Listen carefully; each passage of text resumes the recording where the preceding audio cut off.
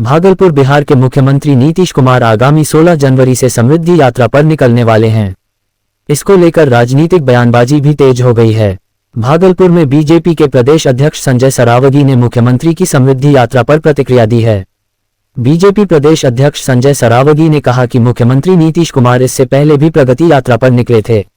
उस दौरान लगभग 50,000 करोड़ रुपए के प्रस्ताव कैबिनेट से पास कराए गए थे और कई योजनाओं पर काम भी शुरू हुआ था। इस यात्रा के माध्यम से किए गए कार्यों की समीक्षा भी होगी और जनता को इसका जवाब भी मिलेगा। उन्होंने आगे कहा कि सरकार की योजनाओं का मूल्यांकन जनता के बीच जाकर होना चाहिए ताकि यह स्पष्ट हो सके कि विकास के दावे जमीन पर कितने उतरे हैं।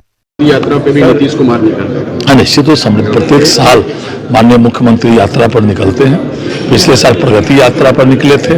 50,000 करोड़ के आसपास का उन्होंने राशि की घोषणा की, घोषणा ही नहीं की, स्वीकृत हुई, कैबिनेट से पास हुआ, काम हाथ लगा। और माननीय मुख्यमंत्री समृद्धि यात्रा में निकल रहे हैं। पूरे बिहार घूमेंगे, जहाँ जहाँ कुछ कमी है उसको पूरा करेंगे, काम में हाथ लगा कि नहीं लगा, और पदाधिकारियों के साथ समीक्षा बैठक भी करेंगे। भागलपुर भाजपा के प्रदेश अध्यक्ष बनने के बाद पहली बार भागलपुर पहुंचे संजय सरावगी अपने दौरे के दूसरे दिन धार्मिक और सामाजिक स्थलों पर नजर आए। सबसे पहले उन्होंने भागलपुर के प्रसिद्ध बाबा भूरानाथ मंदिर पहुंचकर विधिवत पूजा अर्चना और जलाभिषेक किया। इस दौरान मंदिर परिसर में भाजपा कार्यकर्ताओं की भी मौजूदगी रही। बाबा भूरानाथ मंदिर में पूजा के बाद प्रदेश अध्यक्ष संजय सरावगी भागलपुर गौशाला पहुंचे, जहां उन्होंने गौ पूजन किया। इस अवसर पर उनका तुलादान भी किया गया, जिसमें उनके वजन के बराबर गायों के चारे और खाने की सामग्री का दान किया गया। गौशाला में उन्होंने गायों को चारा खिलाया और गौसेवा के महत्व पर जोर दिया। मीडिया से बातचीत करते हुए संजय सरावगी ने कहा कि बिहार में एनडीए को प्रचंड बहुमत मिलने के पीछे पार्टी कार्यकर्ताओं की मेहनत और समर्पण है। इसी के तहत वे प्रदेश भर में यात्रा कर कार्यकर्ताओं का धन्यवाद और सम्मान कर रहे हैं। इस दौरान उन्होंने बड़ा बयान देते हुए कहा कि भागलपुर सहित पूरे बिहार में कई गौशालाओं की जमीन पर अतिक्रमण है। उन्होंने स्पष्ट किया कि सरकार पहले भी अतिक्रमण हटाने को लेकर काम कर रही थी और आने वाले समय में गौशालाओं की अतिक्रमित जमीन को खाली कराया जाएगा। उन्होंने कहा कि गौशालाओं की सुरक्षा और संरक्षण सरकार की प्राथमिकता है। धरती पर और भागलपुर बाबा भूरानाथ महादेव के पूजा अर्चना हुई। उसके बाद अभी दूसरी गौशाला सोसाइटी है। गौशाला लगभग 130 साल पुरानी गौशाला है। यहाँ भी भ्रमण का कार्यक्रम हुआ, भ्रमण कर देखा। तुलादान भी यहाँ हुआ है। गौशाला के बिहार की जो गौशालाएं हैं उसका जमीन अतिक्रमित है।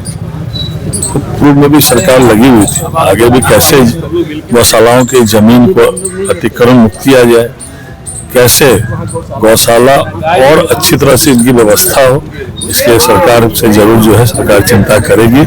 और लगातार 2 दिवसीय भागलपुर का यह कार्यक्रम है।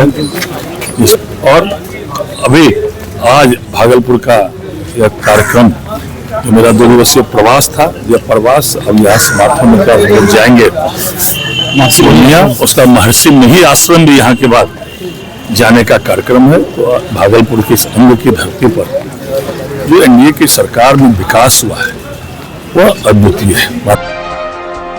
सुंदरवती महिला महाविद्यालय के सांस्कृतिक परिषद द्वारा युवा दिवस, लोहड़ी और उत्तरायण के अवसर पर सांस्कृतिक कार्यक्रम का आयोजन किया गया।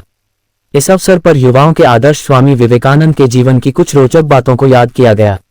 मंच संचालन कर रही साक्षी और शोमा ने पोंगल, उत्तरायण, बिहू, लोहड़ी आदि त्योहारों का भाव बताते हुए भारतीय संस्कृति की अद्भुत छवि दर्शकों के सामने प्रस्तुत की।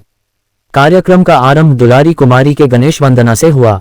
विद्याश्री ने एसिड अटैक को झेलती लड़की की पीड़ा को बखूबी दर्शाया।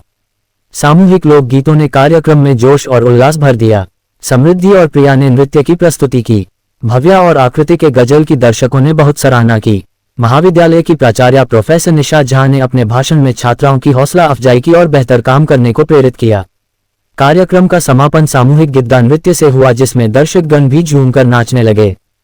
आज हमारे यहाँ सांस्कृतिक परिषद सुंदरवती महिला महाविद्यालय की ओर से यह कार्यक्रम आयोजित किया और ये एक सांगीतिक कार्यक्रम था। इसमें पोंगल, लोहड़ी और मकर संक्रांति के उपलक्ष्य में यह कार्यक्रम आयोजित हुआ है। ये क्या प्रत्येक साल आपके कॉलेज में होते रहता है या पहली बार ऐसे हुआ है? अभी तो जब से हम आए हैं तो ये हमारा पहला ही कार्यक्रम है और हमेशा होता रहेगा।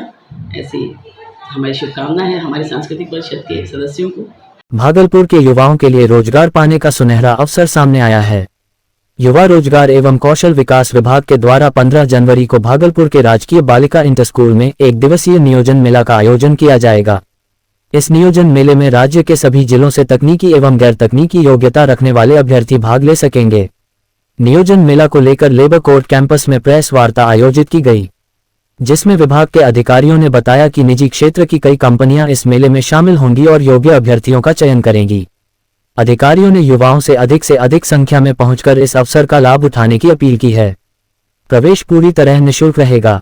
साथ ही विभाग ने युवाओं को दलालों और एजेंटों से सावधान रहने की सलाह दी है और कहा है कि अभ्यर्थी सीधे नियोजक से संपर्क करें। ये अलग बात है कि हर एक जिला में रोजगार मेला का आयोजन किया जाता है, लेकिन हमारा प्रयास है कि भागलपुर जिला में रोजगार मेला में जो रोजगार इच्छुक लोग हैं वो तो आए ही, लेकिन हमारा चूंकि हम भागलपुर डिवीजन में हैं और हमारे अंदर अभी 6 डिस्ट्रिक्ट हैं, तो मैं जहां भी जा रहा हूं वहां पे भी ये भी बता रहा हूं कि हर एक जिला में रोजगार मेला लगाया जा रहा है।